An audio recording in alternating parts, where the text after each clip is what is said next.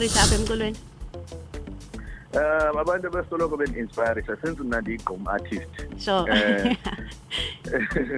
Ndi-inspiredwa kakhulu ngabafana basedurban oDira o-DJ Sock nalapho nabo abahlala apha e-Eastern Cape o-DJ Diva sasonke abo at the time bona ndisaqala. So yeah, they inspired me a lot. Namhlanje I'm still looking up to them because each and every day ufunda into entsha emntwini. So yeah, those are the guys who inspired.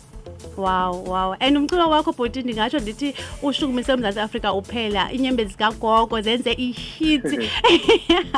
Lena isanda uphuma ngokuhlela uzobuya ndiyayibona uba nayo mani iyenze enye into nje.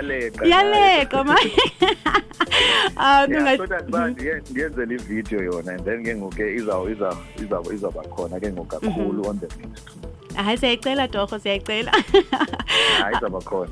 Xa ingxaki yethu ngokusathwa zezinto ze-COVID. So zizo zibambezele izinto. Even though kuthiwa kuvuliwe but akavulwa lanto siyazi. Okay. Ungathini mhlambi mandikhumbula lapho lo mameleyo ngoku orhalela ukuba naye alandele kwelikhondo lomculo intoni mhlambi ongamkhuthaza ngayo nje? Oh okay. Mina soloko ndisithi apha kum into soloko indinceda to be focused. Uhlale ufocus. Into yenzayo you should just stick to it. Uyazi lento uyifunayo and then ke uza-achieve i-goal yakho.